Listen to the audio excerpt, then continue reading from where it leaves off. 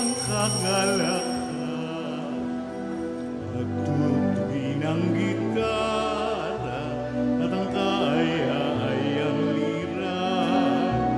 Ipan ninyo ang trumpeta, kaya Panginooy dinggin, ang landas niya'y tahakin,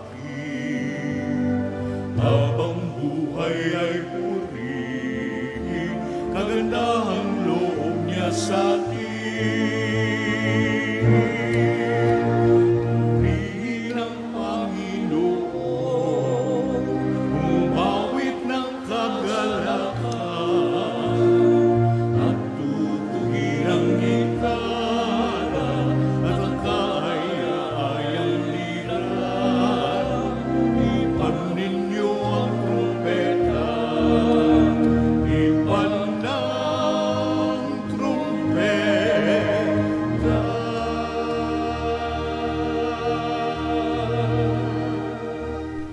Sa ngalan ng Ama at ng Anak at ng Espiritu Santo, Amen. ang pagpapala ng ating Panginoong Hesukristo, ang pag-ibig ng Diyos Ama, at ang makikipagkaisa ng Espiritu Santo, naway sumainyong lahat. At sumainyo rin. Mga kapatid, tinipon tayo bilang mga kaanib na angkan ng Diyos, kaya dumulog tayo sa maawaing Panginoong nagpapatawad ng lubos.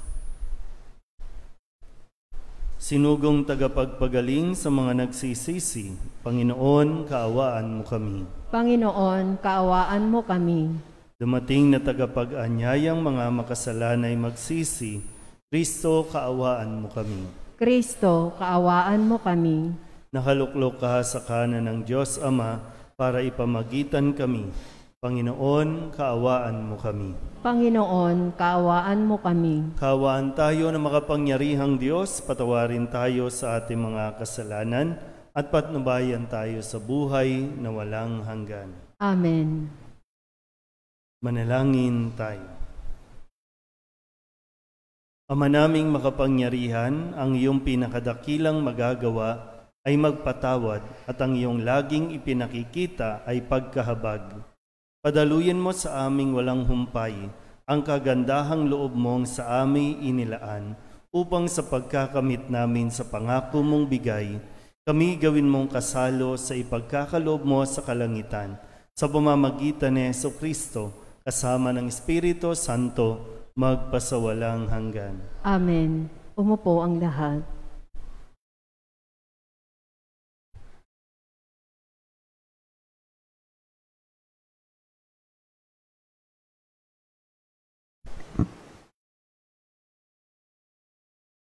Pagbasa mula sa aklat ni Job.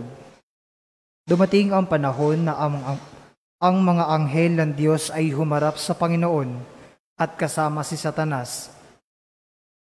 Tinanong ito ng Panginoon, "Ano ang gawain mo ngayon?" "Nagpaparoot parito sa lahat ng sulok ng daigdig," sagot ni Satanas. "Napansin mo ba ang lingkod kong si Job?" Tanong uli ng Panginoon. "Wala siyang katulad sa daigdig, malinis ang kanyang pamumuhay. Siya'y mabuting tao, may takot sa akin, at hindi gumagawa ng masama," dugtong ng Panginoon. Sumagot si Satanas, "Si Job kaya ay matatakot sa iyo ng walang dahilan. Bakit nga hindi siya matatakot sa iyo, gayong pinagpala mo siya? Iniingatan mo pati ang kanyang sambahayan at ari-arian. Subukin mong wag siyang pagpalain, bagkus ay sirain ng lahat niyang tinatangkilig, kundi kanya sumpain." Sinabi ng Panginoon kay Satanas, "O sige, gawin mo ang gusto mo sa kanyang mga ari-arian, wag mo lang siyang sasaktan." At si Satanas ay umalis sa harapan ng Panginoon. Isang araw, ang mga anak ni Job ay nagkakainan at nagiinuman sa bahay ng pinakamatanda sa magkakapatid. Di kaginsa-ginsa humahangos na dumating kay Job ang isa niyang tauhan. Sinabi nito, "Kasalukuyan po naming ipinag-aararo ang mga baka at nanginginain naman ang mga asno. Nang may dumating na mga sabeyo, Kinuha po nila ang mga baka at asno. Pinatay pa po ang aking mga kasama. Ako lamang po ang nakatakas. Hindi pa ito nakatatapos sa pagbabalita ng may dumating pang isa. Sinabi naman ito kay Job, ang mga tupa at mga pastol ay tinamaan po ng kidlat at namatay na lahat. Ako lamang po ang nakaligtas. Umuugong pahalos ang salita nito'y may dumating na naman. Ang sabi, sinalakay po kami ng 3 pangkat na mga Kaldeo. Kinuha nila ang lahat ng kamelyo at pinatay ang mga pastol. Ako lamang po ang nakatakas. Hindi pa siya halos nakatatapos magsalita. May dumating pang isa at ang sabi, habang ang mga anak ninyo ay nagkakainan at nagiinuman sa bahay ng pinakamatanda nilang kapatid, hinampas ng napakalakas na hangin ang bahay at bumagsak. Nagbagsakan po silang lahat at namatay. Ako lamang po ang natirang buhay. Tumindig si Job, pinunit ang kanyang damit at tag-ahit ng ulo. Pagkatapos nagpatira pa siya sa lupa at nagpuri sa Diyos. Ang sabi niya, hubad akong lumabas sa tiyan ng aking ina. Hubad din akong babalik sa alabok. Ang Panginoon ang nagbibigay, siya rin ang kukuha. Purihin ang Panginoon. Sa kabila ng mga pangyayaring ito, hindi nagkasala si Job. Hindi niya sinisi ang Panginoon. Ang salita ng Diyos. Salamat sa Diyos. Salmong tugunan. Daing ko'y yung dinirinig, tuwing ako'y humihibik. Tayo pong lahat. Daing ko'y yung dinirinig, tuwing ako'y humihibik. Dinggin mo po, Panginoon, ang tapat kong panawagan. Poon ako ay dinggin mo sa daing ko na tulungan. Pagkat ako'y taong tapat, di nandaya kilanman. Kaya ako'y sumasamong dalangin ko ay pakinggan. Tugon, Daing ko'y yung dinirinig, tuwing ako'y humihibik. hahatol ka sa panig ko, sa pasya mong ibibigay, pagkat iyong natanto ang tunay na katwiran. Ang tibukin ng puso ko ay lubos mong nababatid. Sa piling ko naroon ka at kahit gabi nagmamasid.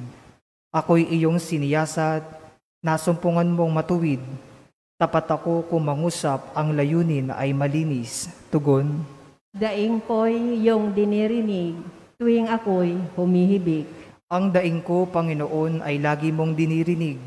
Kaya ako'y dumudulog at sa iyo humihibik. Sa amin ay ipadama yaong banal mong pag-ibig. Sa piling mo'y ligtas kami sa kamay ng malulupit. Tugon, Daing ko'y yung dinirinig, tuwing ako'y humihibik. Tumayo po ang lahat.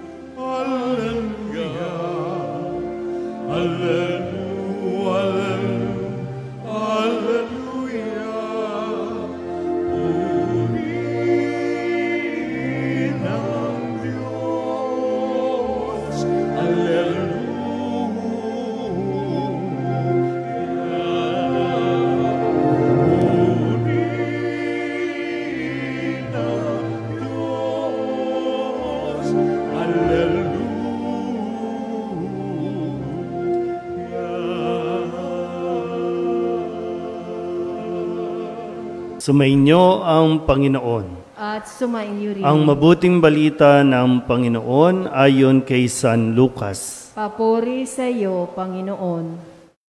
Noong panahong iyon, nagtalo-talo ang mga alagad kung sino sa kanila ang pinakadakila.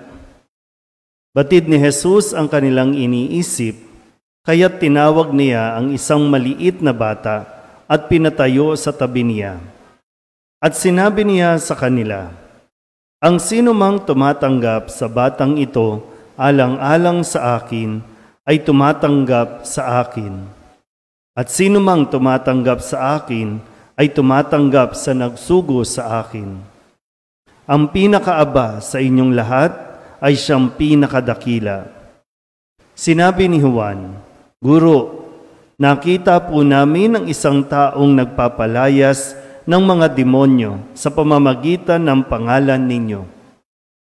Pinagbawalan namin siya sapagkat siya'y hindi natin kasamahan. Ngunit sinabi ni Jesus, huwag ninyo siyang pagbawalan, sapagkat ang hindi laban sa atin ay kapanig natin. Ang mabuting balita ng Panginoon. Pinupuri ka namin, Panginoong Hesukristo. Umupo po ang lahat. Isang magandang araw po sa inyong lahat.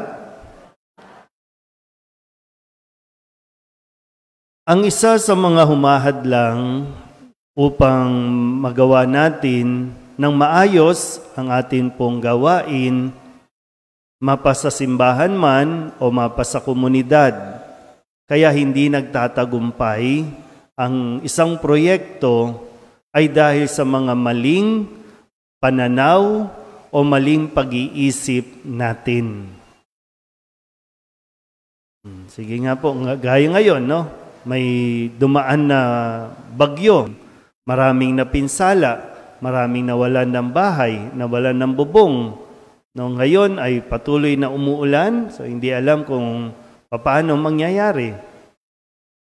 Marami sanang gustong tumulong. Kaya lang hindi dumarating ang tulong sa tamang oras, sa tamang pagkakataon. Bakit?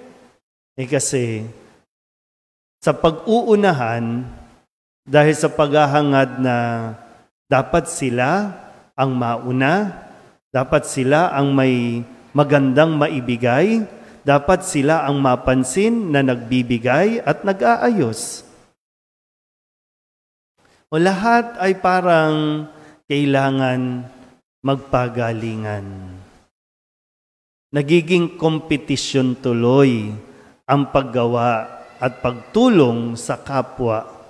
Hindi na tuloy ito nagiging totoong pagtulong dahil ang nasa isipan ay nakikipag-compete. Alam nyo, ang pag-iisip pala na makipagmagalingan ka, yan ay gawain ng demonyo.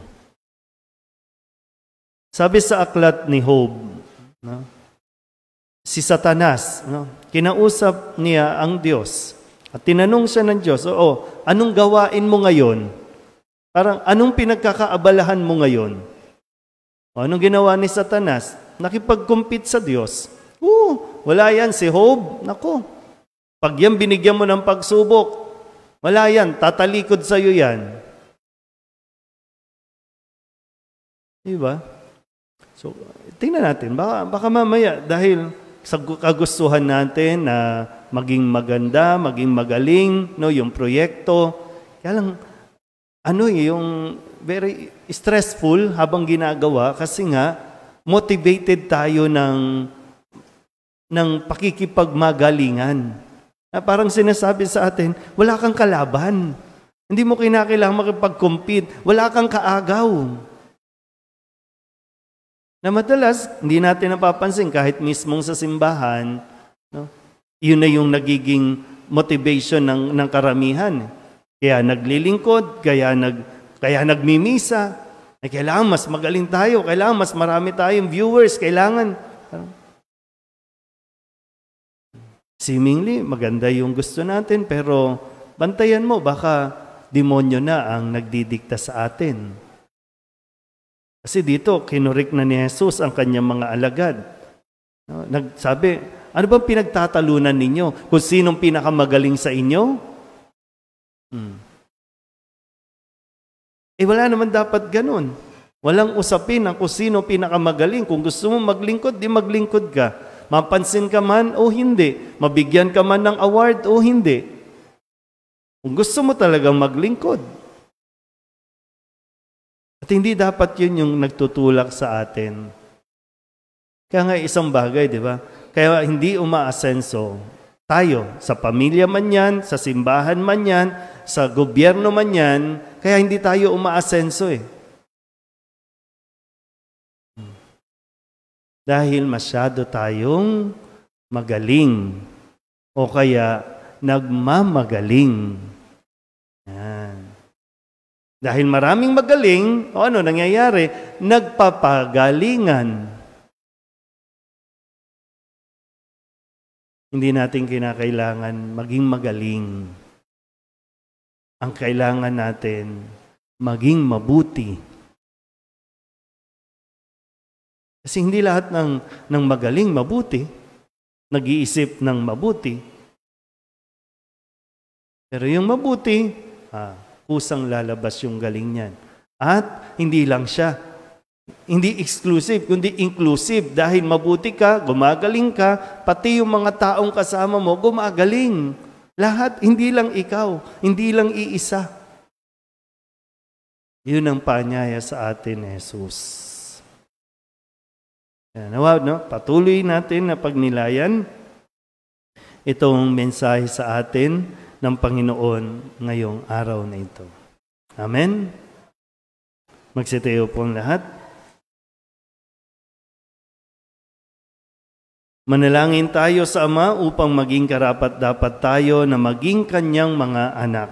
Ang ating pong itutugon, Panginoon, dinggin mo ang aming panalangin. Panginoon, dinggin mo ang aming panalangin. Ang simbahan naway maging tunay na instrumento ng pagpapalalim ng pananampalataya ng mga bata. Manalangin tayo sa Panginoon. Panginoon, dinggin mo ang aming panalangin. Ang mga pinuno ng gobyerno naway magpakita ng tunay na malasakit para sa kasigurahan ng mas mabuting kinabukasan ng lahat ng bata. Maging ligtas nawa ang mga bata sa lahat ng uri ng pang-abuso. Manalangin tayo sa Panginoon. Panginoon, dinggin mo ang aming panalangin. Ang mga magulang naway magturo sa kanilang mga anak ng tamang panuntunan na dapat pahalagahan at itaguyod ang kanilang edukasyon at pagsanay. Manalangin tayo sa Panginoon. Panginoon, dinggin mo ang aming panalangin. Ang mga may sakit, tulad ng mga bata, naway magkaroon ng pananalig sa Diyos Ama na nagmamalasakit sa kanila. Manalangin tayo sa Panginoon. Panginoon, dinggin mo ang aming panalangin. Ang mga yumao, naway maakay muli sa tahanan ng Diyos Ama sa langit. Manalangin tayo sa Panginoon. Panginoon, dinggin mo ang aming panalangin. Idulog din natin sa Panginoon ang ating mga personal na kahilingan at mga panalangin para sa ating mga pamilya. Ganon din ang lahat ng mga misang pasasalamat, special na intensyon at mga kaluluwa at ang mga kahilingan ng mga nanonood sa online.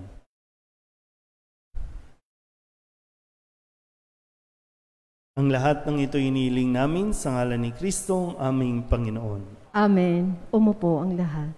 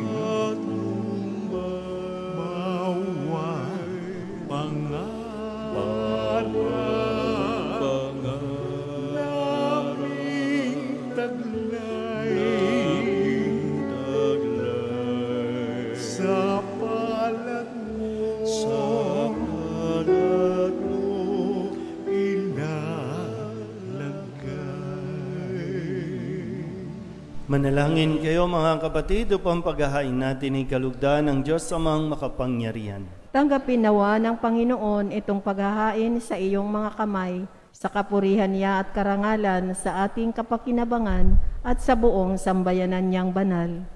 Ama naming lumikha, loobin mong ikalugod ang aming paghahandog at ito nawa ay siyang magkaloob ng iyong pagpapalang sa aming umaagos sa pamamagitan ni Jesucristo kasama ng Espiritu Santo magpasawalang hanggan. Amen. Sumainyo ang Panginoon. At sumainyo rin. Itaas sa Diyos ang inyong puso at diwa. Itinaas na namin sa Panginoon. Pasalamatan natin ang Panginoong ating Diyos. Marapat na siya ay pasalamatan.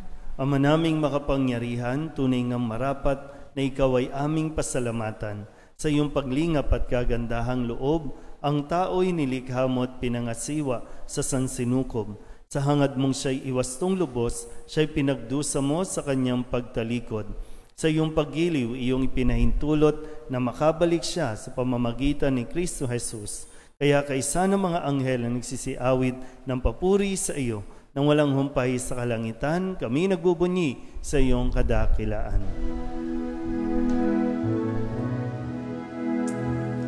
Santo, Santo, Santo, Panginoong Diyos na makapangyarihan, napupuno ang langit at lupa ng kaluwalhatian mo. Hosana sa kaitaasan, pinagpala ang naparirito sa ngalan ng Panginoon. Hosana sa kaitaasan.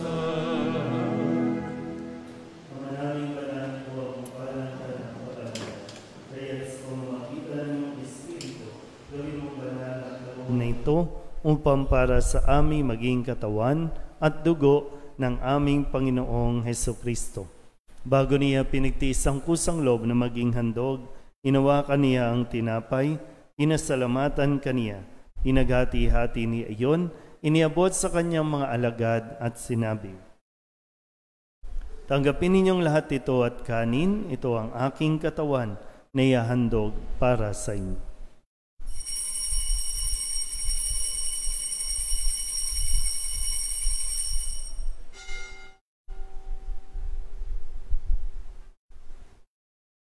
Gayun din naman, nang matapos ang hapunan, hinawakan niya ang kalis, muli kaniyang pinasalamatan.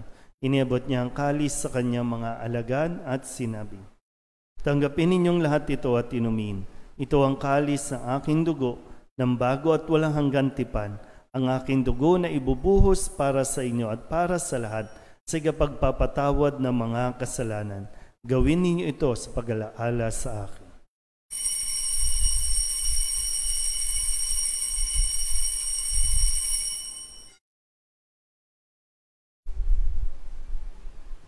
Ipagbunyi natin ang misteryo ng pananampalataya. Si Kristo'y namatay, si Kristo'y nabuhay, si Kristo'y babalik sa wakas ng panahon.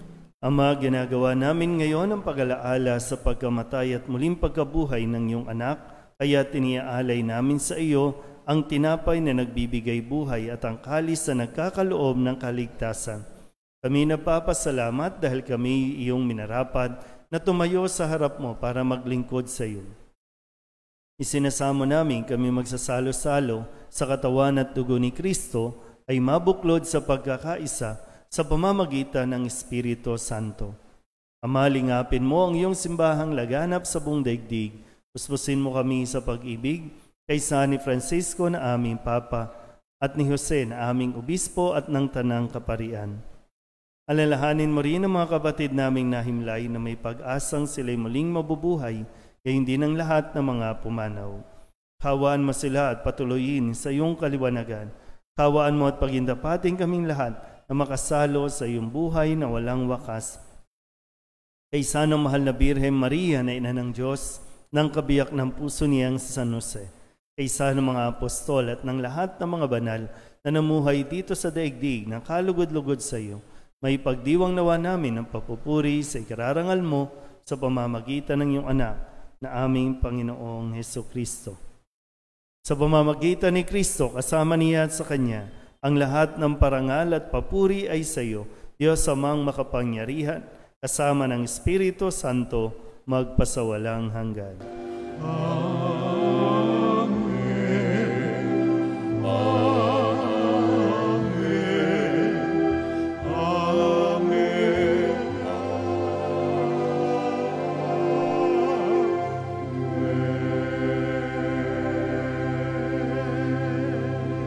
Buong kababaang loob tayong tumawag sa ating Panginoon ng Ama namin.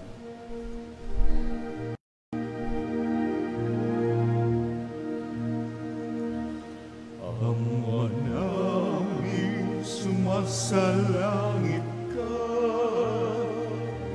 sambahin ang ngalan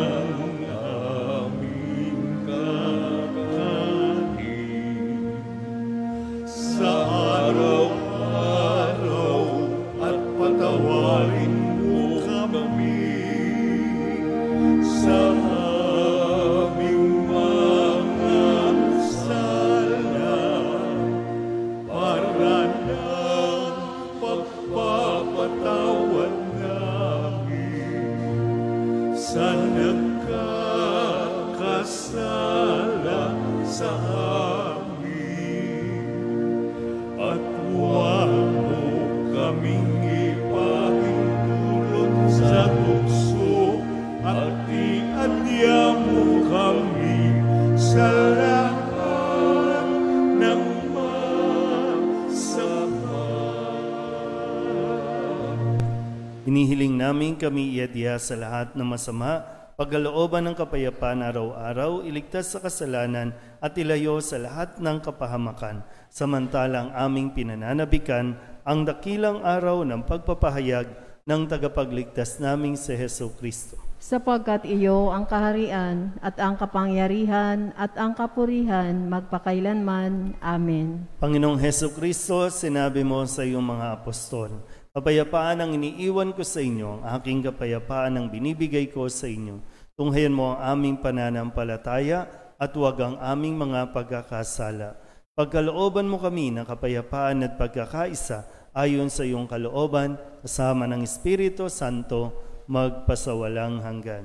Amen. Ang kapayapaan ng Panginoon ay laging sumainyo. At sumainyo rin. Magbigayan po tayo ng kapayapaan sa isa't isa.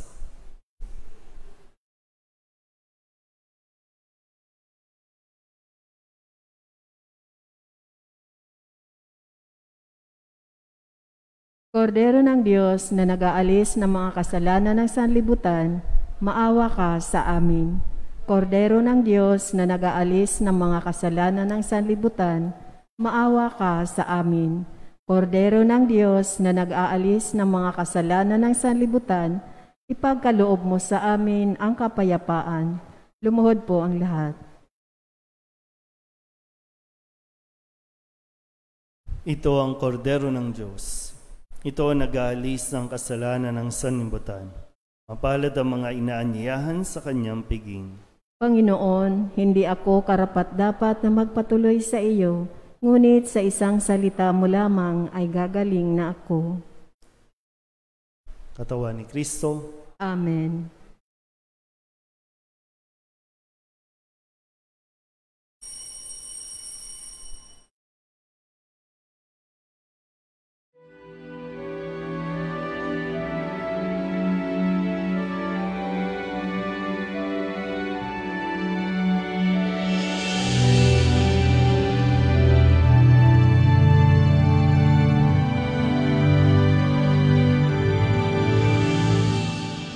Teach us, we pray, humility of heart, so that we may be among the humble to whom the Father in the gospel promised to reveal the mysteries of his kingdom.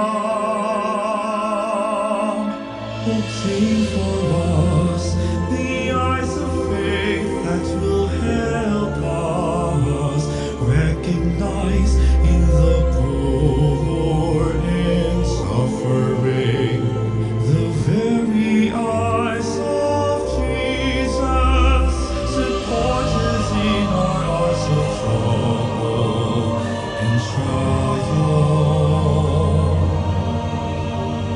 And if we fall, let us experience the triumph. Jesus ko, ikaw ang buhay ng kaluluwa at katawan. Walang katulad na kaligayahan ang sa puso'y nararamdaman.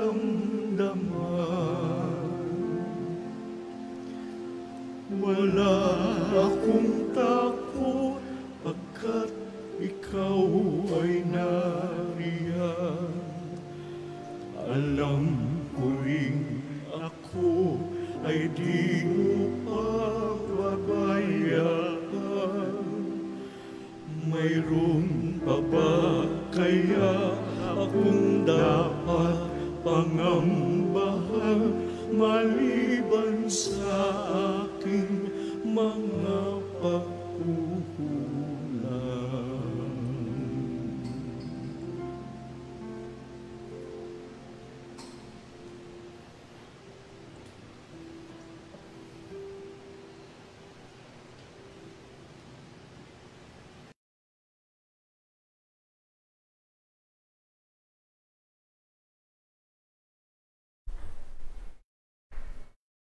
Manalangin tayo.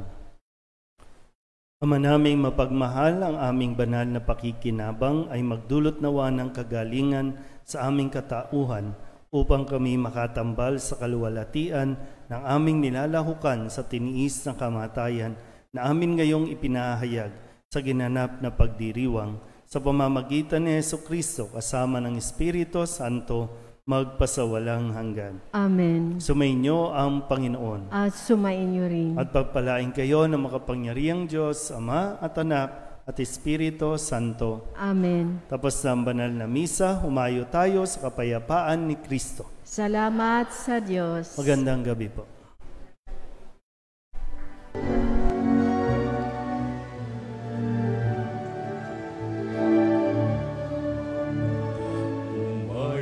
At ipahayag kanyang pagkalingat habang sa buhay, pag-ibig at katarungan, tanda ng kanyang kaharian.